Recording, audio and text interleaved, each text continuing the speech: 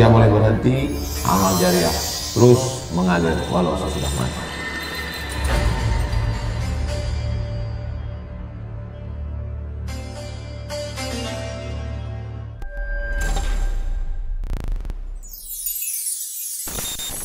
Assalamualaikum warahmatullahi wabarakatuh.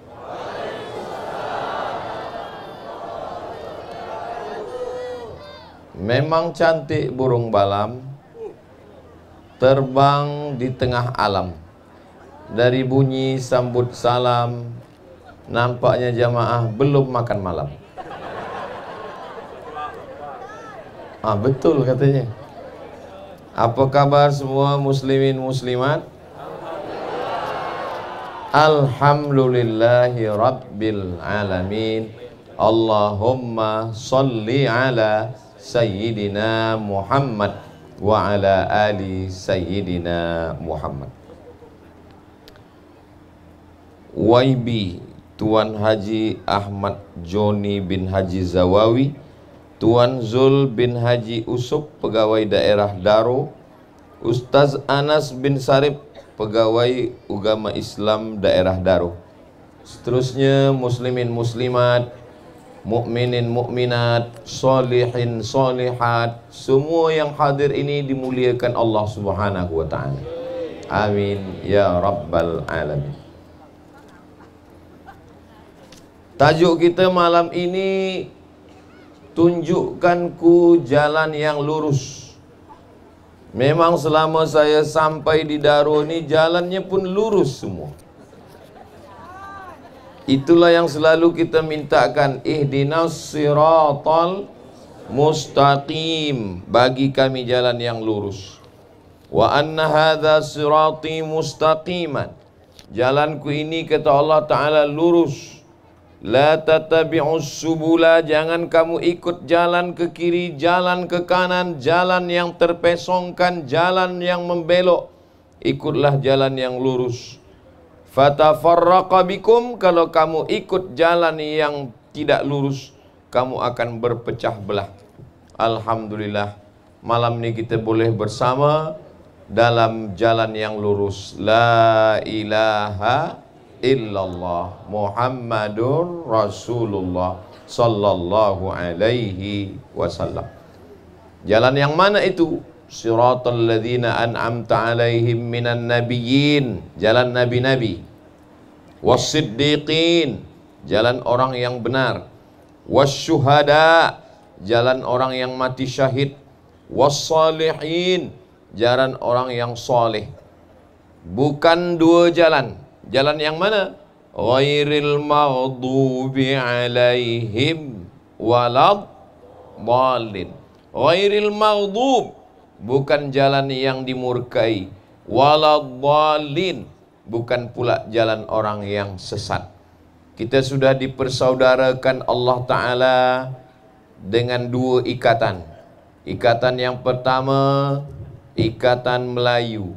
Ikatan yang kedua, ikatan la ilaha illallah Muhammadur Rasulullah sallallahu alaihi wasallam.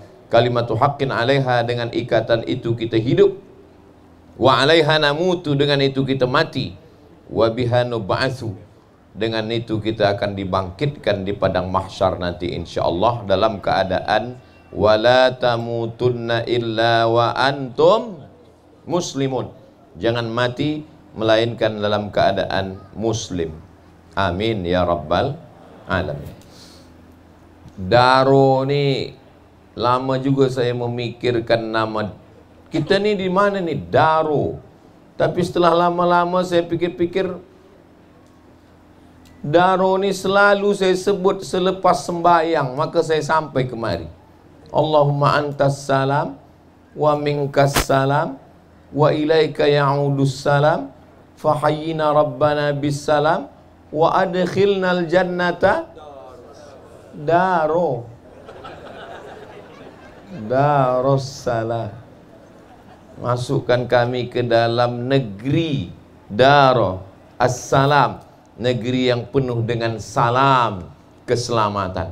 Rupa-rupanya saya selalu minta sampaikan ke Darun. Itulah maka Allah sampaikan saya malam. Darussalam. Dan memang selama di Darun ni semuanya salam. Ikannya pun salam. Tapi durinya banyak. Ikan terubuk. Saya tadi dibagi makan ikan terubuk 1.571.25 ekor. Dari mana Ustaz? Banyak betul. Saya makan telurnya. Telur ikan terubuk. Di kampung saya sana Riau, Sumatera, ada satu tempat ikan terubuk namanya Pulau Bengkalis. Banyak juga terubuk, tapi sudah jadi terubuk besi. Sudah jadi hanya gambar yang dilekatkan di frame, diletakkan di dinding. Setiap tetamu datang, Ustaz Somad dibagi ikan terubuk, gambarnya saja lagi tinggal. Yang kecil-kecil ada. Masya Allah, tabarakallah. Dibagi makan udang, dibagi lagi makan ada dalam daun kelapa. Apa namanya? Pipus. Di tempat kami itu 2 kali ulang, otak-otak. Semua makanan ini akan menjadi darah daging untuk kita beramal soleh insyaAllah. Sebab semua yang dimakan itu liyuqima sulbahu, untuk menegakkan tulang belakang, supaya kita boleh beribadah dengan baik. Malam ini tempat orang bermain bola sepak pun menjadi tempat beribadah. Kalau selama ini orang hanya bermain la'ibun, permainan, walahwun, senda gurau, malam ini menjadi tempat mengkaji ayat-ayat Allah dan hadis-hadis Rasulullah sallallahu alaihi wasallam. Sallallahu ala Muhammad sallallahu alaihi wasallam. Sallallahu ala Muhammad sallallahu alaihi wasallam. Ya Nabi, salam alaika. Ya Rasul, salam alaika. Ya Habibi, salam alaika. Salawatullah alaika. Allahumma salli ala Sayyidina Muhammad. Yang membuat kita berada di jalan lurus ini Allah. Tapi Allah kirimkan satu manusia yang mengajarkan kepada kita, dialah Sayyidina wa Maulana Muhammad sallallahu alaihi wasallam. Selepas Nabi meninggal, diteruskan sahabat-sahabatnya, dari sahabat ke tabi'in, dari tabi'in ke ulama-ulama, sampailah kepada guru-guru kita, sampailah kepada ustaz-ustaz kita semua. Mudah-mudahan guru-guru kita panjang umur, sihat badan, boleh mengajarkan agama Islam dengan baik, betul dan benar insyaAllah. Amin ya Rabbal Alamin. Selepas kita berada di jalan yang lurus ini, kita beramal berdasarkan kepada dalil. Tidak boleh beramal kalau tidak ikut, tak ada dalil sama sekali. Maka selama ada dalilnya menurut ulama ahli sunnah wal jamaah, kita tak boleh menyalahkan saudara kita. Sebab dalam Islam ketika kita menyalahkan, menyesatkan, nahnu du'at, kita ini hanya orang yang mengajak ke jalan Allah. La qudat, kita ini bukan hakim yang memasukkan orang kepada lokap, yang memasukkan orang kepada neraka. Kita ini hanyalah orang yang mengajak ke jalan Allah. Ud'u ila sabili rabbik, ajaklah orang ke jalan Allah. Semua amal kita ini berdasarkan dalil. Sembayang tadi, usolli fardal isya arba'a raka'atin, adaan, makmuman. Ada yang pakai mustaqbilal qiblah, ada yang tak pakai mustaqbilal qiblah. Dua-duanya betul. Usolli fardal isya, saya sembahyang isya. Arba'a raka'atin, 4 rakaat. Makmuman, jadi makmum. Imaman, jadi imam. Mustaqbilal qiblah, menghadap qiblat. Lillahi ta'ala. Kalau ada orang yang sebelum sembahyang mengucapkan kalimah ini, sesungguhnya dia belum masuk ke dalam sembahyang.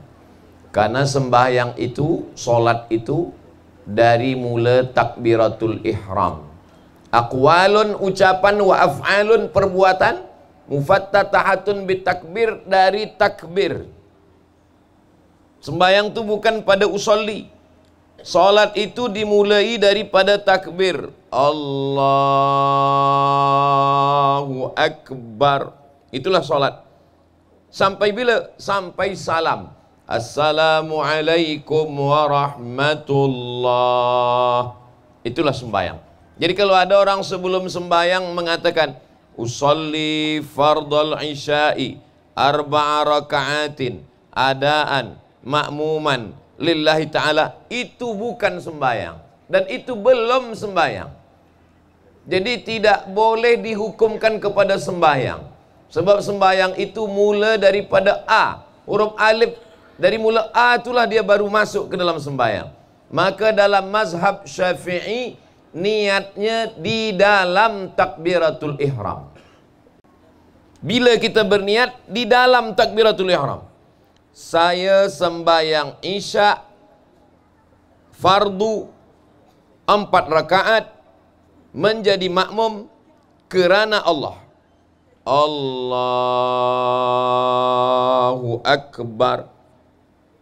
Macam mana saya nak memasukkan 5 perkara ini dalam takbiratul ihram kalau saya lepas menengok handphone, lepas menonton TV, lepas bercerita dengan orang, lepas menonton bola sepak, tiba-tiba angkat takbiratul ihram, Allahu Akbar. Dalam hati berkata, sembahyang isyak ke sembahyang maghrib?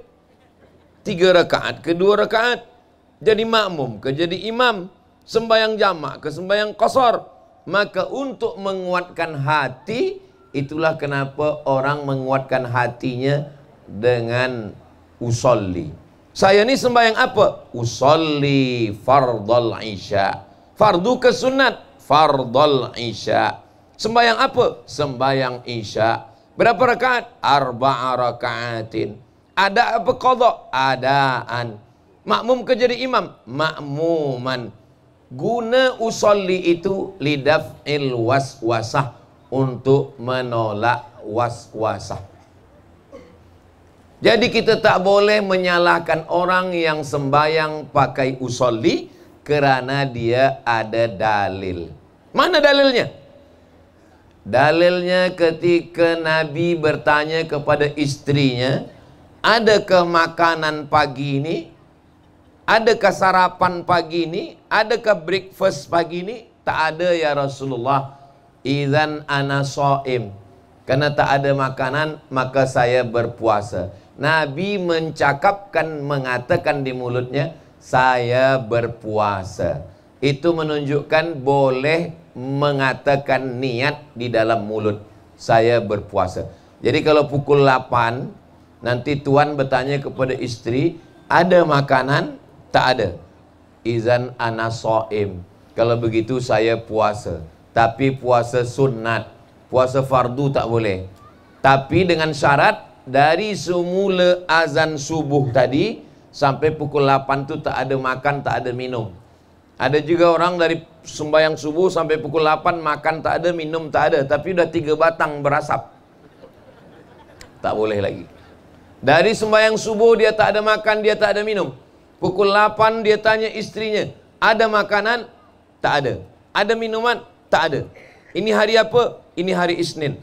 Idzan ana shaim. Kalau begitu saya berpuasa. Inilah dalil boleh melafazkan niat ibadah, kerana Nabi pun pernah mengatakan itu. Dalil kedua, Ada seorang laki-laki mengatakan, labbaik Allahumma syubrumah. Saya menghajikan Syubrumah. Kata Nabi, Syubrumah ni siapa? Syubrumah ni nama orang. Siapa Syubrumah ni? Akhi, saudara saya Syubrumah ini. Nabi tak melarang dia. Kenapa engkau melafazkan niat? Ini menunjukkan dalil boleh melafazkan niat. Iya, tapi ini dalam puasa. Yang ini dalam haji.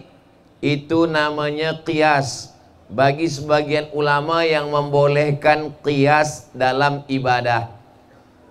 Ulama Saudi Arabia membolehkan qiyas dalam ibadah. Mana contohnya? Ketika sembahyang subuh hari Jumat, membaca ayat Alif Lam Mim Tanzil yang disebut dengan surat Sajadah. Nama sujudnya sujud tilawah. Nama ayatnya ayat Sajadah. Nama sujudnya sujud tilawah. Jangan sampai terbalik. Banyak jamaah ni bila ditanya, tadi dari masjid. Ya, imam baca apa? Baca sujud sajadah. Nama ayatnya sajadah, nama sujudnya tilawah. Ketika imam mengatakan, wahum la yastakbirun, mereka itu tidak sombong. Terus saja imam sujud, Allahu Akbar. Sajada wajhiya lilladzi khalaqahu wa sawwarahu wa syaqqa sam'ahu wa basarahu fatabarakallahu bihaulihi wa quwwatihi fatabarakallahu ahsanul khaliqin. Tegak lagi, Allahu Akbar. Adakah hadisnya Nabi waktu turun itu bertakbir dan waktu bangkit tegak bertakbir? Tak ada hadis.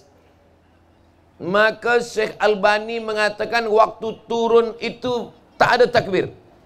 Wa hum la yastakbirun.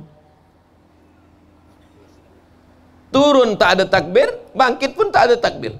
Bila ditanya, kenapa turun tak bertakbir, bangkit tak bertakbir? Karena tak ada hadis Nabi bertakbir. Tapi bila ditanya kepada Mufti Saudi Arabia, Syekh Abdul Aziz bin Baz, kata beliau, waktu turun bertakbir. Wa hum la yastakbirun. Allahu Akbar. Waktu tegak lagi, Allahu Akbar. Tadajafa junubuhum anil madaji'i yad'una rabbahum khawfan wa ta'. Kenapa waktu tegaknya bertakbir tapi tak ada hadis? Apa kata Syekh Abdul Aziz bin Baz? Sebab Nabi ketika dia bergerak dalam sembahyang dia bertakbir. Allahu Akbar. Sami Allahu liman hamidah. Allahu Akbar. Allahu Akbar. Allahu Akbar. Allahu Akbar. Kerana Nabi bertakbir dalam sembahyang, maka dalam sujud tilawah pun juga bertakbir. Dia guna apa? Dia gunakan qiyas. Kenapa boleh pakai qiyas? Itu menunjukkan boleh menggunakan qiyas dalam ibadah. Di Saudi Arabia, malam Ramadan, khatam 30 juzuk, mereka membaca doa khatam Quran dalam sembahyang tarawih. Kita membaca khatam Quran. Saya dulu khatam Quran selepas mengaji masa budak kecil. Nanti dikhatamkan kepada guru mengaji. Baca dari Wadduha. La ilaha illallah wallahu akbar. Bismillahirrahmanirrahim. Wadduha wal laili idza saja. Lepas tu Alam Nasrah. Lepas tu sampai ke An-Nas. Lepas tu terus Al-Fatihah. Baca lagi Alif Lam Mim. Sampai wa ulaika humul muflihun. Baru dibacakan doa khatam Quran. Doa khatam Quran di luar sembahyang, di luar solat.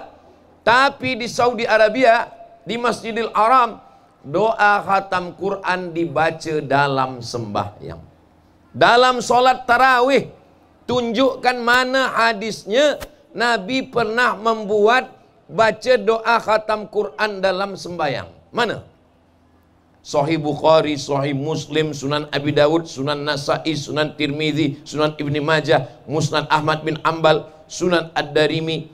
Tidak ada hadis Nabi membaca doa khatam Quran dalam sembahyang tarawih. Tak ada. Lalu kenapa dilakukan ulama Saudi Arabia? Ketika ditanya kepada Syekh Abdul Aziz Ibnu Baz, Mufti Saudi Arabia, Syekh, Imam, Mufti, apakah ada dalil membaca solat tarawih dibaca doa khatam Quran? Tak ada. Lalu kenapa dibuat? Kerana perbuatan itu sudah dibuat oleh para ulama dan dia tidak bercanggah dengan sunnah. Jadi kalau ada orang hari ini berkata, mana hadisnya, mana dalilnya? Dia mesti tengok banyak perbuatan-perbuatan yang mungkin hadisnya tidak ada, tapi dia diambil daripada qiyas. Karena dalam sembahyang ada doa kunut, maka pada tarawih pun ditambahkan doa khatam Quran pada rakaat terakhir selepas i'tidal, seperti membaca doa kunut diisi dengan doa khatam Quran. Apa dalilnya? Dalilnya adalah qiyas. Dalil dalam Islam, Quran, hadis, ijma', qiyas. Kira-kira dari yang saya sampaikan ini boleh difahami? Kalau tak boleh, nanti tonton ulang, dengar 2-3 kali di channel Ustadz Abdul Somad Official. Subscribe, like, share, and comment. Saya nak menjelaskan, jangan salahkan orang yang sembahyang pakai usolli. Kerana dia pakai usolli itu, usolli belum masuk sembahyang. Usolli sebelum sembahyang. Saya ingin menjelaskan, jangan bid'ahkan orang pakai usolli, kerana mereka juga pakai dalil. Kerana sahabat pernah melafazkan niat haji, kerana Nabi pernah melafazkan niat puasa sunat, dikiaskan puasa dan haji kepada sembahyang. Ulama Saudi Arabia pun pakai qiyas juga ketika dia turun sujud tilawah dan bangkit sujud tilawah, dan ketika membaca doa khatam Quran malam bulan Ramadan. Jelas ke tak jelas? Kupu-kupu pun ikut juga mendengar tazkirah malam. Kalau tuan pergi ke Makkah, jangan lupa, lupa pula pantun. Saudaraku yang dimuliakan, kalau tuan pergi ke Makkah, jangan lupa membersihkan ketiak. Sebab pakai kain ihram ni nanti dicium orang busuk. Sudah lama Abdul Somad bagi tazkirah, malam ini penuh jamaah di lapangan bola sepak. Saudaraku yang dimuliakan Allah Subhanahu wa ta'ala, maka kita jangan menyalahkan amalan orang. Kalau kita tidak ikut, katakan saya tidak ikut dengan amal kamu, tapi amal kamu ini tidak salah. Hanya karena baru tahu satu buku, satu kitab, satu dalil, lalu kita salahkan orang, padahal ulama yang membawa Islam ke negeri kita ini adalah ulama-ulama yang hebat. Ada satu kitab yang dicetak di Saudi Arabia, judulnya Al-Fiqhu Alal Madzahibil Arba'ah, fikih 4 mazhab. Yang mengajarnya ini mengajar di Masjidil Haram. Namanya Syekh Abu Bakar Al-Jaziri. Kata dia tentang melafazkan niat usolli fardal maghribi salasa raka'atin adaan ma'muman lillahi ta'ala. Menurut mazhab Syafi'i mustahab, digalakkan, dianjurkan supaya melafazkan. Untuk apa? Lidaf'il waswasah, untuk menolak waswas. Selepas menonton TV, selepas pergi bual-bual, selepas handphone, dia terus saja sembahyang tanpa ada usolli. Terus saja ke masjid, Allahu Akbar, berkata-kata dalam hatinya, zuhur ke maghrib, 3 rakaat ke 4 rakaat, ikut imam ke tak ikut imam. Maka untuk itu namanya lidaf'il waswasah. 4 mazhab bersetuju dengan melafazkan niat. Mazhab yang paling tua, mazhab Hanafi. Mazhab yang kedua, mazhab Maliki. Mazhab yang ketiga, mazhab Syafi'i. Mazhab yang keempat, mazhab Hambali. Keempat-empat imam sepakat, walaupun alasannya berbeza-beza. tapi semuanya untuk menolak was-was. Saya orangnya tidak ada was-was lagi Ustaz Abdul Somad.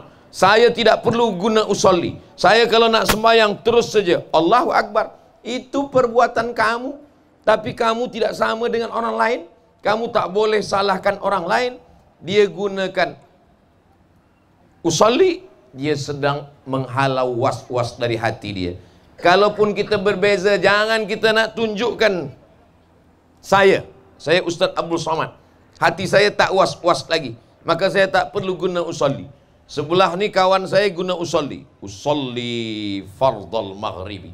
Yang sebelah kiri juga dia guna usolli fardal isya'i. Saya nak tunjukkan saya tak ada was-was, tidak guna usolli. Kita tak ada was-was, kita rasa kita lebih baik. La yadkhulul jannah, tak masuk surga. Man kana fi qalbihi, siapa yang dalam hatinya mithqala habbatin min khardalin min kibrin, ada sombong, angkuh, takbur sebesar biji sawi. Selesai masalah usolli, fardhu subhi, fardhu zuhri, fardhu asri, fardhu maghribi, fardhu isya'i.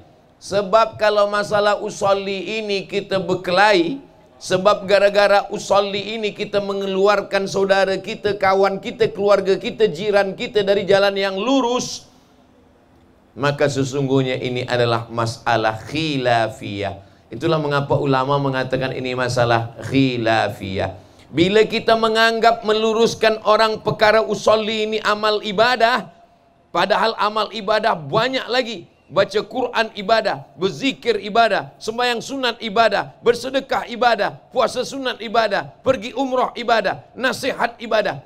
Tapi kita sudah mengatakan, kalau saya menyalahkan orang yang guna usolli adalah ibadah, nanti kita amal kita hanya menyalahkan orang saja. Subuh menyalahkan orang, zuhur menyalahkan orang, asar menyalahkan orang, maghrib menyalahkan orang, isya menyalahkan orang. Amal kita hanya menyalahkan orang. Kamu salah, kamu bid'ah, kamu neraka. Lalu yang masuk surga siapa? Saya, mertua saya. Mari kita fahami bahwa ulama yang datang ke negeri Melayu, dari mulai Semenanjung sampai ke Sumatera, sampai ke Kalimantan, sampai ke Borneo, sampai ke Sulawesi, sampai ke Patani, sampai ke Moro, itu semua adalah orang-orang alim. Kalau kita mengatakan amal orang sekarang ini salah, berarti kita sama mengatakan ulama-ulama dulu jahil, tiada berilmu.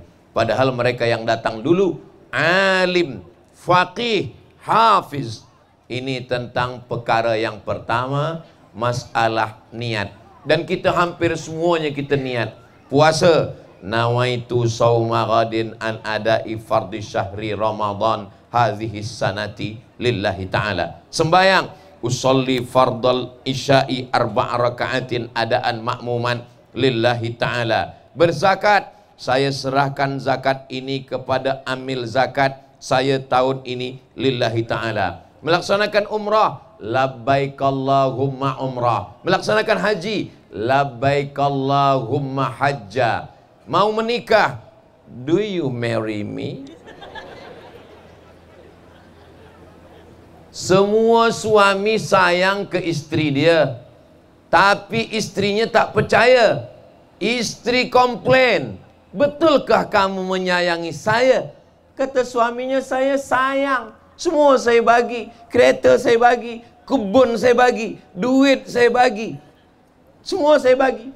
Perempuan tidak inginkan itu. Yang dia inginkan apa? Lidah suaminya berkata, I love you. Dia ingin laki-laki mengucapkan itu dari mulutnya. Sebab apa? Sebab dia ragu. Itulah mengapa ada orang, sebetulnya dia tahu dia sembahyang, tapi dia lafazkan di mulutnya, usolli fardal maghribi. Walaupun Allah Maha tahu, bukan untuk meyakinkan Allah. Allah tahu apa yang berbisik di dalam, supaya hati dia tidak kesana kemari. Apalagi dalam mazhab Syafi'i, niat solat itu di dalam takbiratul ihram.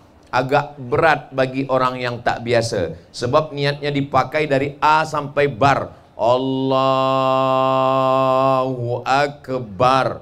5 perkara itu dipasang dalam takbir.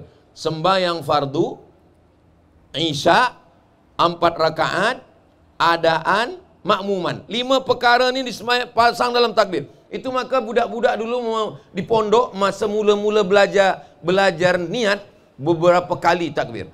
Allah, Allah. Sampai imam dah ruku, Allahu Akbar. Namanya muqaranah, sejalan antara niat dengan takbir. Muqaranah itu artinya sejalan antara niat dengan takbir. Allahu Akbar. Itu kenapa imam-imam kita takbirnya panjang. Allahu Akbar. Tapi Masjidil Haram takbirnya pendek je. Allahu Akbar. Kenapa di Masjidil Haram itu takbirnya pendek? Sebab Saudi Arabia mazhabnya Hambali. Mazhab Hambali, mazhab Maliki, mazhab Hanafi. Mazhab Hambali, mazhab Maliki, mazhab Hanafi, takbirnya pendek sebab niatnya sebelum takbir.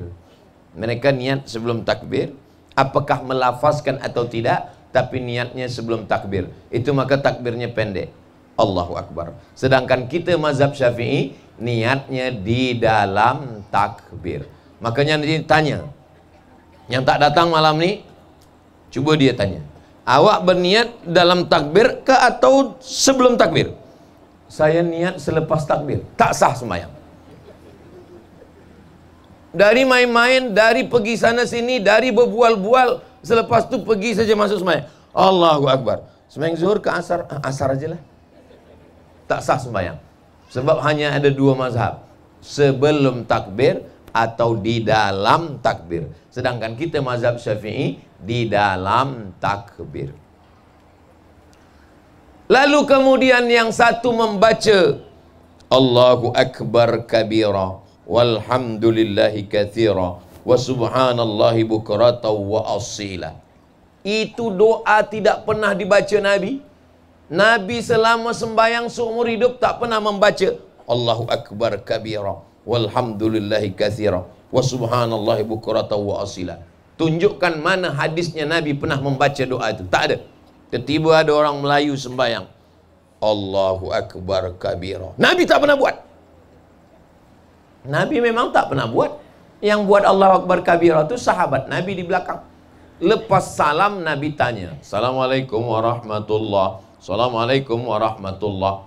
Nabi tanya, manil qail?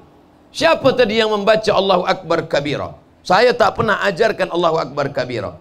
Kata sahabat Nabi, dia gentleman, dia mengaku, ana, saya yang membaca Allahu Akbar kabira tadi ya Rasulullah. Apa kata Nabi?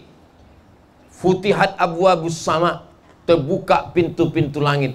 Malaikat-malaikat rahmat turun membawa rahmat kerana doa yang kau baca tadi. Sahabat Nabi yang ada di situ namanya Abdullah bin Umar, anak Umar bin Khattab. Apa kata Abdullah bin Umar bin Khattab? Selepas saya mendengar Nabi memuji doa itu, sejak itulah saya tak pernah meninggalkan Allahu Akbar kabira. Dan saya pun mengikut Abdullah bin Umar bin Khattab, sembahyang fardu, sembahyang sunat, saya tak pernah meninggalkan Allahu Akbar kabira walhamdulillahi katsira wa subhanallahi bukratan wa asila. Tapi mata saya tetap menengok tempat sujud, bukan menengok langit, menengok pintu yang terbuka. Allahu Akbar kabira walhamdulillahi katsira wa subhanallahi bukratan wa asila. Satu iftitah. Kita biasa diajarkan sebenarnya kita tu baca 2 iftitah. Wajjahtu wajhiya lilladzi fatara as-samawati wal arda hanifan musliman wa ma ana minal musyrikin. Inna salati wa nusuki wa mahyaya wa mamati lillahi rabbil alamin la syarika lahu wa bidzalika umirtu wa ana minal muslimin. Baca iftitah pelan-pelan. Sekarang banyak orang dia pun tak sedar bila dia baca iftitah. Iftitah, Fatihah, ayat, satu nafas. Itu bukan mazhab Hanafi, bukan mazhab Maliki, bukan mazhab Syafi'i, bukan mazhab Hambali. Itu mazhab yang kelima, mazhab Valentino Rossi. Baca iftitah. Sebab iftitah yang kita baca dari guru-guru kita itu adalah 2 iftitah.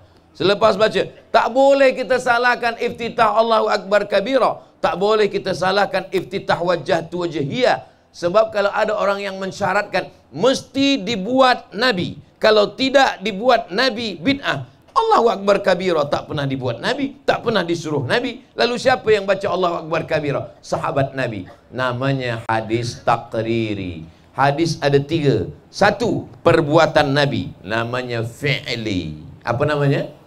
Fi'li. 2, cakap Nabi, namanya qauli. Apa namanya? Qauli. 3, Nabi tak bercakap, Nabi tak membuat. Sahabat Nabi yang buat, tapi Nabi memperakui dan mempersetujui. Namanya takriri. Jadi kalau ada orang sunnah hanya kalau dibuat oleh Nabi, kalau tidak dibuat Nabi, maka bukan sunnah. Dia sudah membuang 2/3 sunnah, sudah dia buang. Padahal sunnah bukan hanya cakap Nabi, bukan hanya perbuatan Nabi. Perbuatan Nabi, cakap Nabi, dan persetujuan Nabi terhadap amal para sahabat. Itulah dia yang disebut dengan sunnah. Maka banyak yang tidak dibuat Nabi, tapi dia adalah sunnah. Mana contoh cakap Nabi tapi Nabi tak buat? Kata Nabi, puasa yang paling elok, ahabbus saum ilallah, puasa yang paling disukai Allah, puasa Nabi Daud. Nabi tak ada buat puasa Daud. Tunjukkan mana hadis Nabi pernah puasa Nabi Daud. Puasa sehari, makan sehari. Puasa sehari, makan sehari. Tak ada. Nabi hanya memuji Nabi Daud, tapi Nabi tak buat. Tiba-tiba ada orang daro, makan Isnin, Selasa puasa, makan Rabu, Khamis puasa, makan Jumat, Sabtu puasa. Lalu kita katakan, kamu puasa apa? Saya puasa Daud. Nabi tak pernah buat. Memang Nabi tak pernah buat, tapi Nabi puji. Itu maknanya, itu sunnah. Namanya sunnah qauliyah, cakap Nabi. Ustaz Samad, boleh saya tanya? Boleh. Suami saya ini sembayang Daud. Sehari sembayang, sehari tak sembayang. Tak ada. Yang ada puasa Daud. Sembayang. Itu makanya kalau mengaji ni, kalau nak dengar, dengar betul-betul. Kalau nak tidur, tidur betul-betul. Sebab kalau ada orang mengaji setengah tertidur, itulah dia dari puasa Daud ke sembayang Daud. Sembayang Nabi Daud itu sembayang malam. Itulah dia sembayang tahajud. Sedangkan puasa Nabi Daud adalah makan sehari, puasa sehari. Makan sehari, yasumu yauman wa yuftiru yauman. Jadi tidak disyaratkan mesti dibuat Nabi. Ini sekarang banyak orang, bila Nabi buat? Bila Nabi buat? Bila tak dibuat Nabi? Bid'ah. Nabi tidak semua buat. Nabi ada tak buat, tapi dia cakapkan. Itu juga sunnah menurut ulama ahli sunnah wal jamaah. Selesai baca iftitah, baca basmalah. Bismillahirrahmanirrahim. Itu bukan sunnah. Yang sunnah itu adalah bismillahnya sir. Alhamdulillahi Rabbil Alamin. Apa kamu tidak tahu manakala kita pergi umrah, kita 4 hari di Madinah, imam-imam di Madinah tak pernah melafazkan bismillah. Dia baca sir. Kita pergi ke Makkah 4 hari, dia baca sir. Makkah dan Madinah bismillahnya sir, sebab Makkah Madinah mazhabnya Hambali. Sir. Tapi kalau pergi Maghribi, Maghribi tak ada bismillah sama sekali. Sir pun tak ada. Allahu Akbar, Alhamdulillahi Rabbil Alamin. Sir pun tak ada. Sebab apa?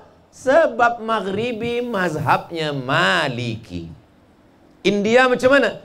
India, Pakistan, Bangladesh, Turki itu Hanafi. Bismillahnya sir. Saudi Arabia Hambali. Bismillahnya sir. Tunisia, Aljazair, Maghribi, Mauritania, Andalusia, mazhabnya Maliki. Sir pun tak ada. Tapi kalau Yaman, Indonesia, Malaysia, Brunei Darussalam, Singapura, Patani, Thailand, Moro, mazhabnya Syafi'i. Mazhab Syafi'i dibaca jahar. Bismillahirrahmanirrahim. Kalau kita salahkan mazhab Syafi'i, macam mana kita boleh menyalahkan mazhab Syafi'i?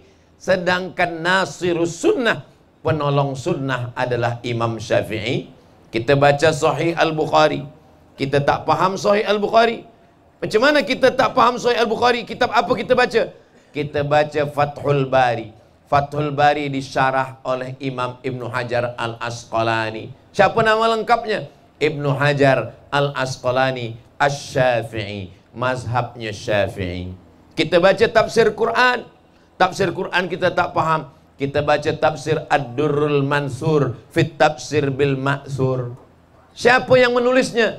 Yang menulisnya adalah Al-Hafiz Jalaluddin Abdurrahman As-Suyuti Asy-Syafi'i. Mazhabnya adalah Syafi'i.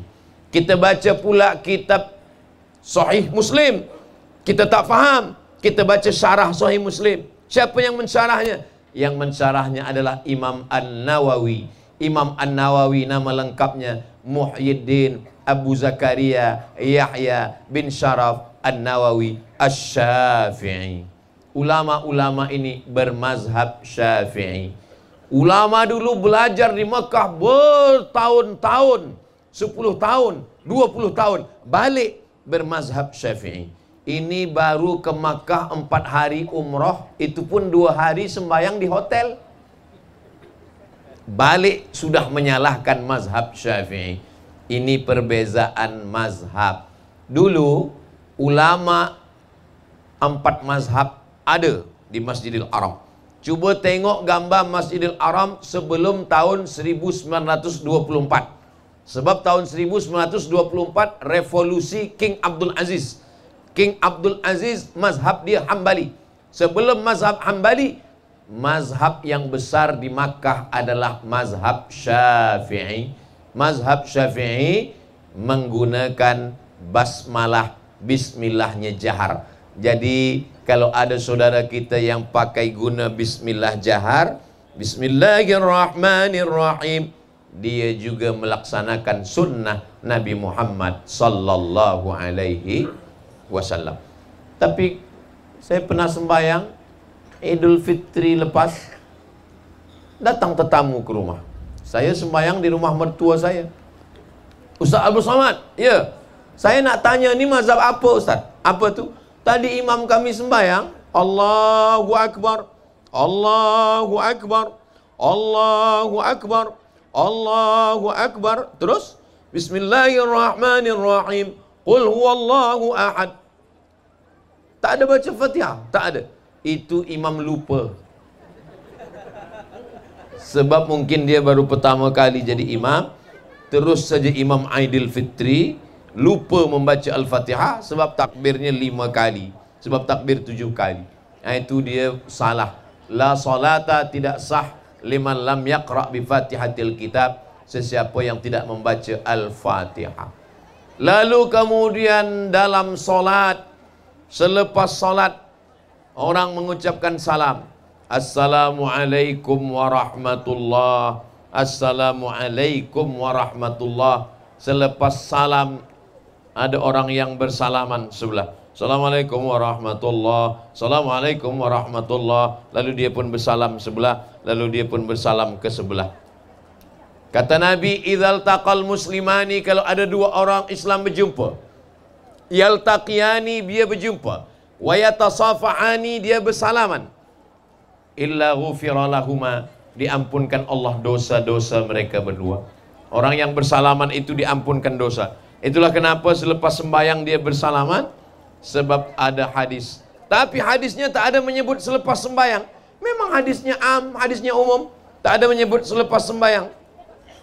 Hadisnya hanya menyebut bila berjumpa. Maka kata Imam Nawawi, kalau sebelum sembahyang tadi dia tak ada bersalaman, masuk masjid dia terus sembahyang, lepas sembahyang dia bersalaman, maka hukum bersalaman selepas sembahyang itu sunnah, kerana itulah amal dia yang pertama selepas berjumpa.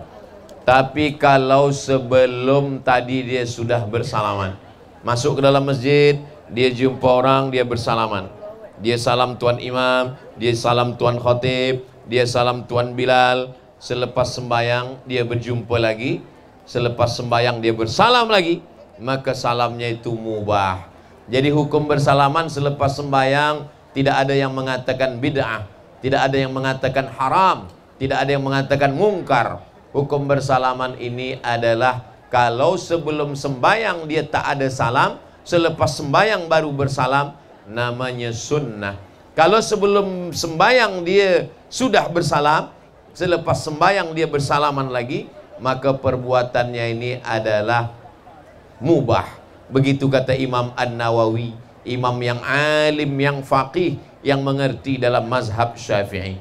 Jadi sebenarnya kalau jamaah mengaji kitab, maka saya anjurkan supaya selepas saya setiap lepas subuh Rabu mengkaji lagi kitab Riyadhus Shalihin di masjid-masjid kita, supaya mengkaji, baca kitab balik.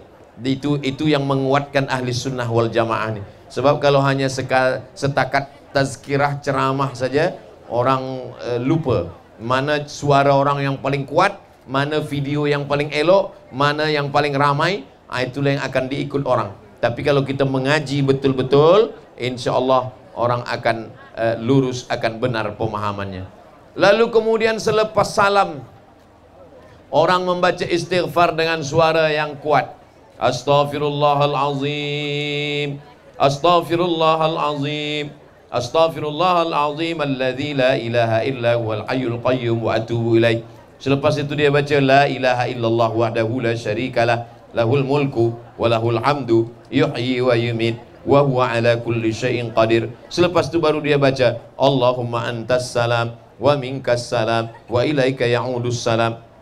Ulama Saudi Arabia. Kenapa Ustaz Somad dari tadi sebut ulama Saudi Arabia? Kenapa tak ulama Mesir? Sebab Mesir tempat saya belajar, tapi Saudi Arabia tempat saya membaca. Ulama Saudi Arabia namanya Syekh Ibn Utsaimin. Dia ditanya, Syekh, lepas sembayang itu zikirnya dibaca jahar kuat atau sir? Kata Syekh Ibn Utsaimin, zikir selepas sembayang dibaca jahar, dibaca kuat. Allahumma antas salam wa minkas salam wa ilaika ya'udus salam fa'ayyina rabbana bis salam. Subhanallah, subhanallah, subhanallah, alhamdulillah, alhamdulillah, alhamdulillah, Allahu akbar, Allahu akbar, Allahu akbar.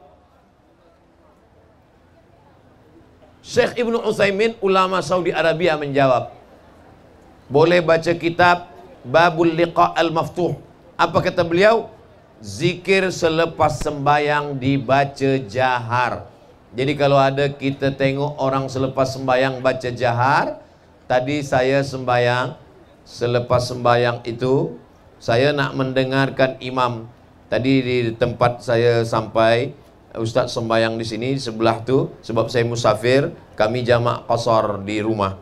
Lalu saya mendengar di sebelah tu ada masjid, imam sembayang.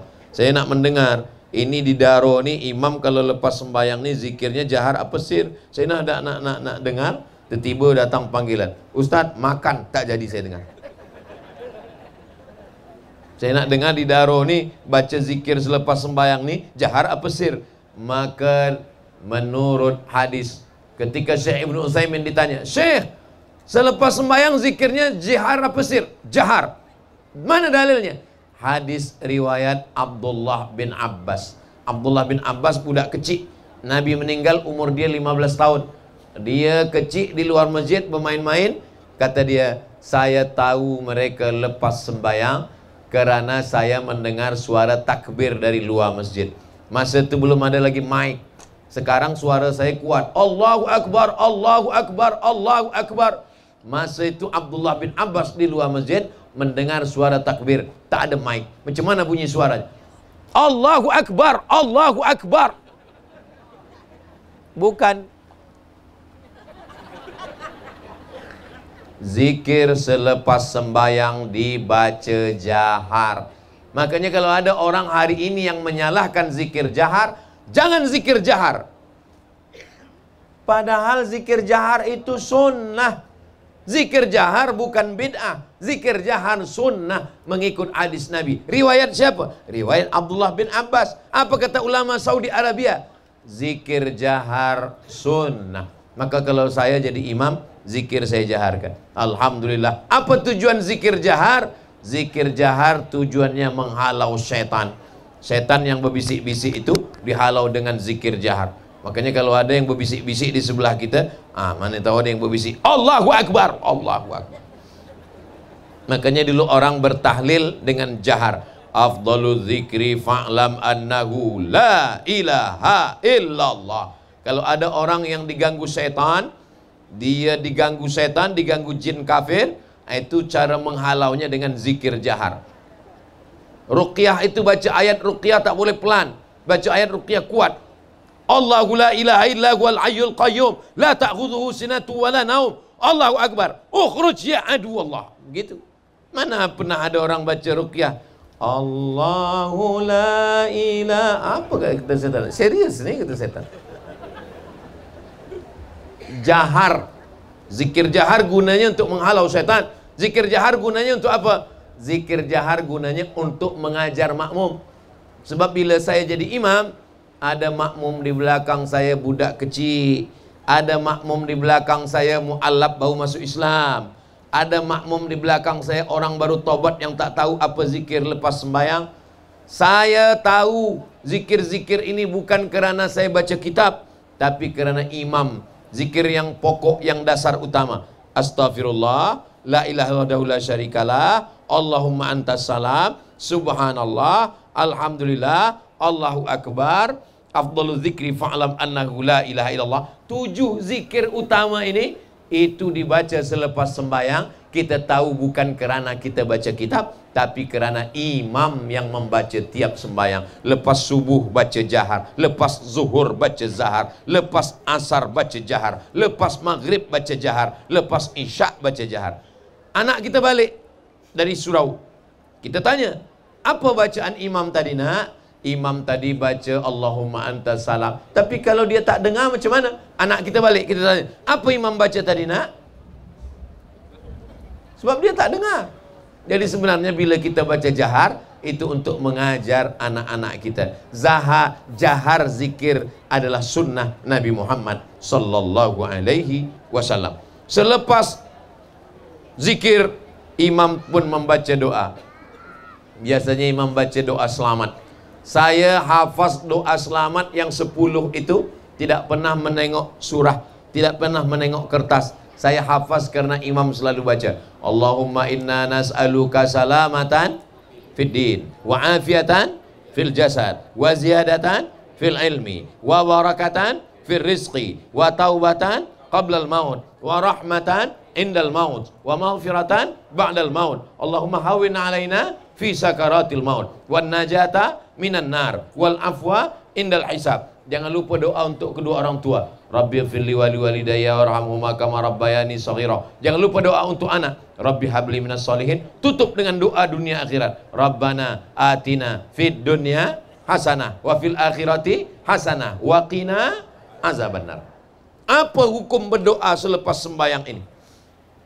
Kata Nabi, doa yang paling makbul 2. Yang pertama doa setengah malam, doa tahajud. Yang kedua ad-doa ba'dal maktubah, doa setelah solat fardu. Itulah maka imam berdoa.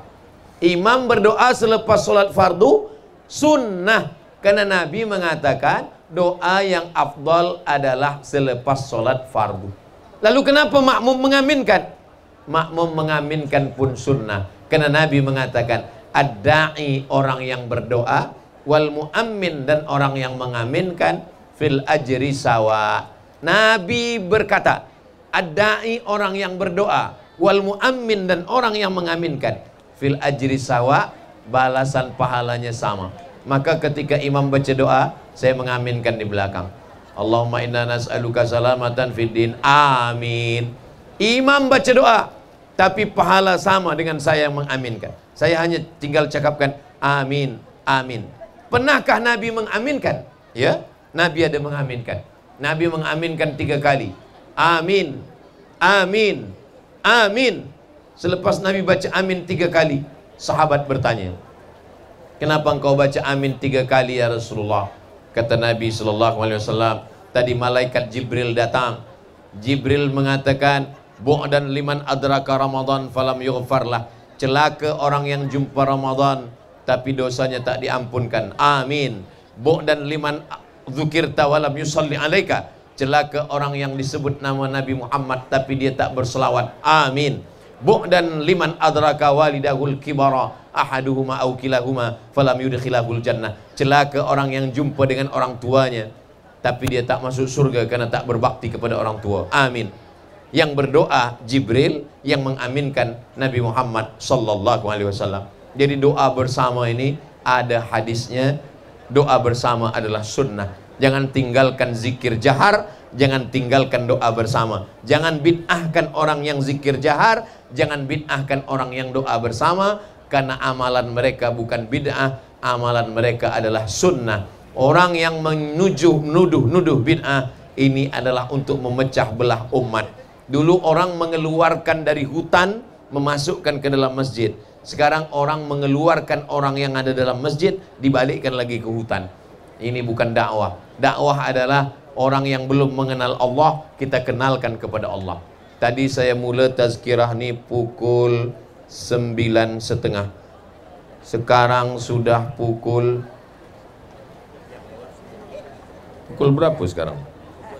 Sekarang pukul, sekarang dah, tadi saya mula pukul 8.30. Sekarang sudah pukul 9.28. Jadi rupanya saya sudah 1 jam berdiri. Turun hujan. Tak ada terdengar suara hujan.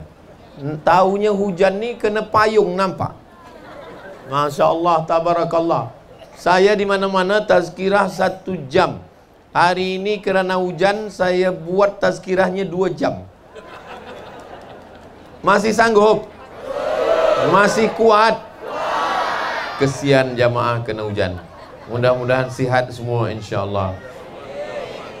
Sebenarnya yang ingin saya sampaikan, jangan menuduh jamaah kita berbuat bid'ah, kerana yang mereka lakukan juga ada hadisnya. Hanya saja kita mungkin berbeza pemahaman. Begitu juga ketika ada orang meninggal dunia, ada orang mati, kita lakukan 5. Yang pertama, membacakan ayat Quran. Yang kedua, membacakan tahlil la ilaha illallah.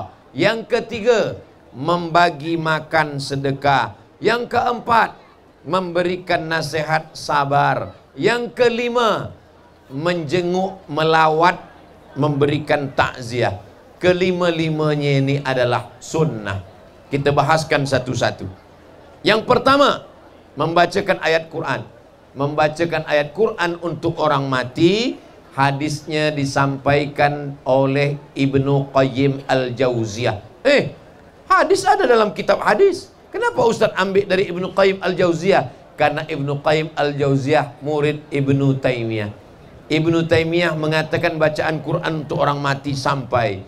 Ibnu Qayyim Al-Jauziyah mengambil hadis dari Abdullah bin Umar, anak Umar bin Khattab. Dia berpesan, kalau saya mati, bacakan pada kepala saya Al-Fatihah, pada kaki saya pangkal Al-Baqarah dan ujung Al-Baqarah.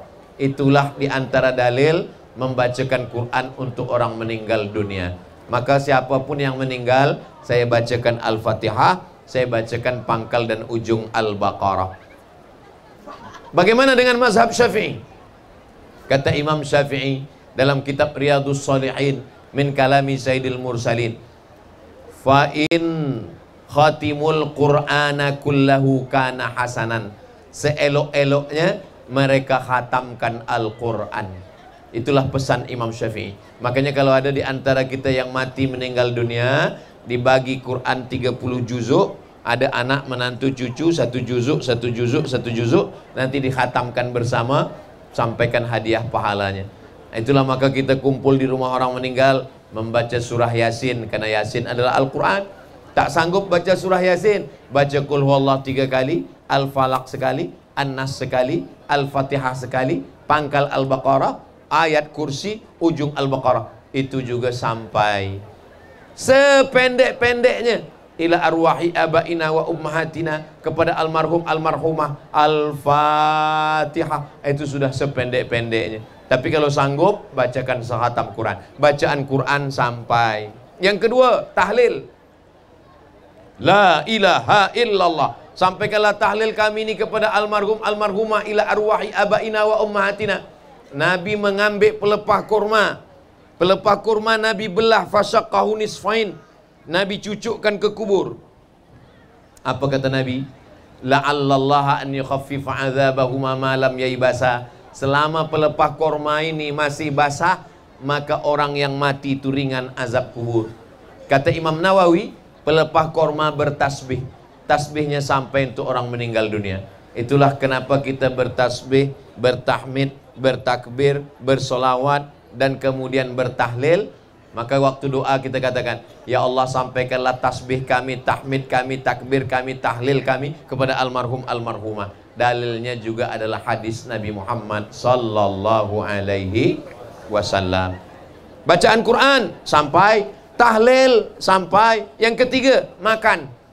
Dimasakkan bubur kacang hijau, dimasakkan pulut kuning, dimasakkan gulai asam pedas tempoyak, dimasakkan ikan terubuk, diberikan kepada tetamu semua. Mana dalilnya? Dalilnya adalah sahabat Nabi namanya Sa'ad. Sa'ad ini sayang kepada emaknya. Lalu dia bertanya kepada Nabi, ummi matat, emak saya mati, afa atasaddaqu anha, bolehkah saya bersedekah? Sedekahnya sampaikah kepada emak saya? Kata Nabi, tasaddaq, bersedekahlah. Ayu sadaqatu afdal, apa sedekah yang paling afdal? Kata Nabi, suqyal ma, memberikan air minum. Maka dia gali perigi, dia wakafkan. Kalau air minum saja sampai, apalagi udang panggang. Kalau air minum saja sampai, apalagi gulai asam. Kalau air minum saja sampai, apalagi makanan.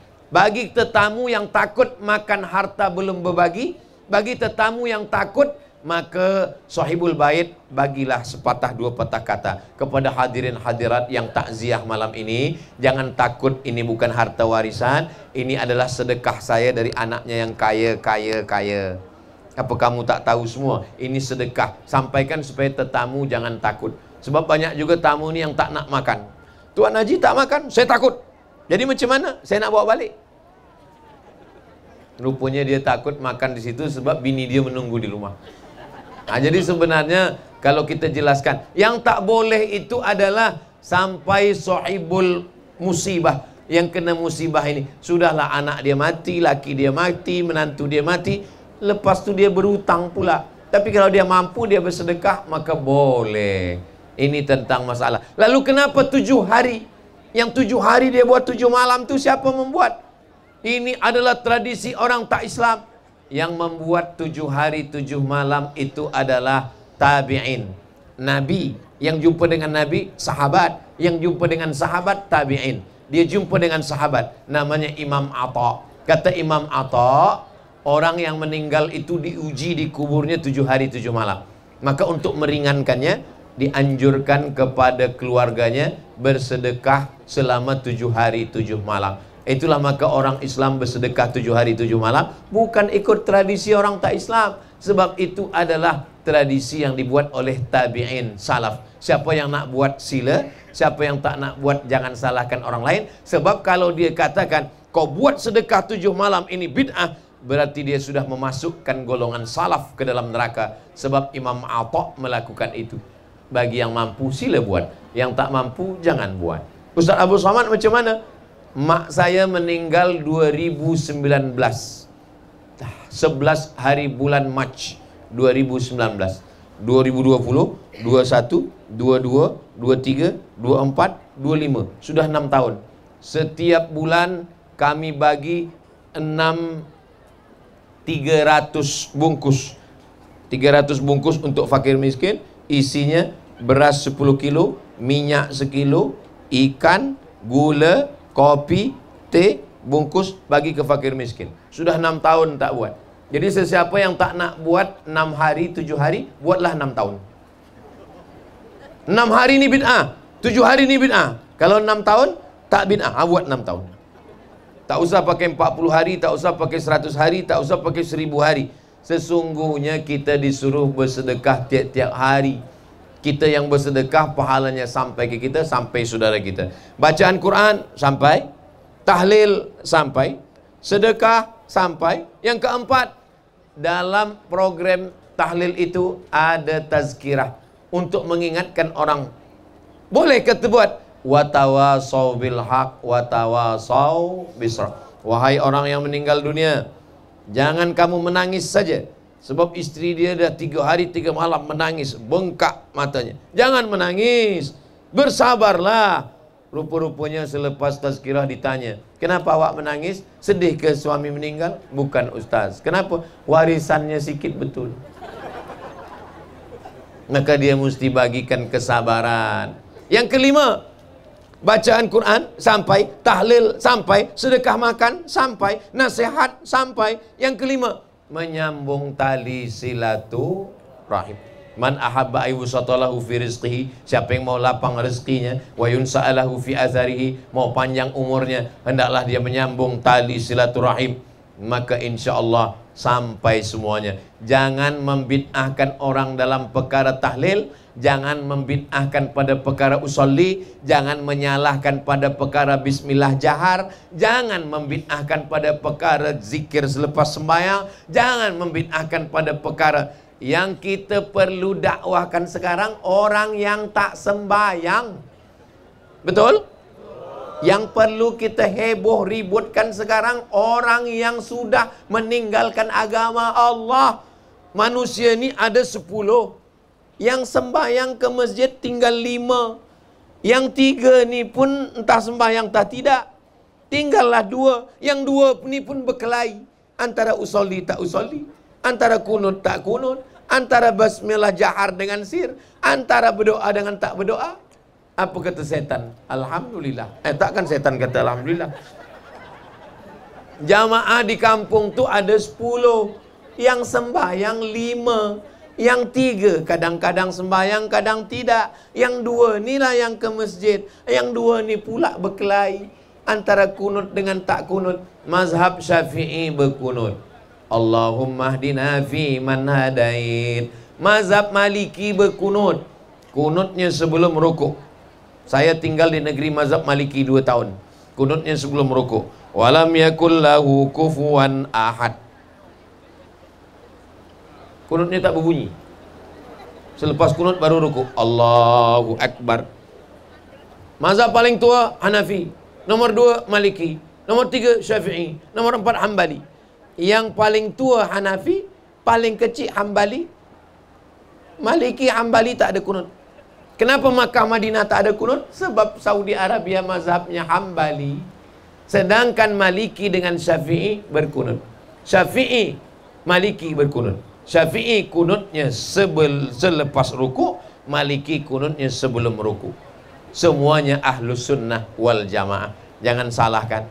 Maka yang saya sampaikan malam ini, supaya kita mengaji, tak cukup mengaji hanya 1 jam. Mengaji dengan Ustaz Somad tadi malam, iya, berapa lama? 1 jam 15 minit. Tapi tak terdengar sebab saya memikirkan macam mana baju saya basah. Alhamdulillah, pertemuan kita malam ini insyaAllah diridhai Allah Subhanahu wa ta'ala. Amin ya rabbal alamin. Jaga persatuan, jangan bid'ahkan, jangan salahkan. Amalan kita betul, bergantung kepada sunnah. Mudah-mudahan kita diberikan Allah kebaikan, istiqamah iman dan Islam. Ala hazihin niyah, untuk niat yang baik ini. Al-Fatihah. A'udzubillahi minasyaitonirrajim. Bismillahirrahmanirrahim. Alhamdulillahi rabbil alamin. Ar-Rahmanirrahim. Maliki yaumiddin. Iyyaka na'budu wa iyyaka nasta'in. Ihdinas shiratal mustaqim. Usia mulai berhenti, amal jariah terus mengalir walau sudah mati.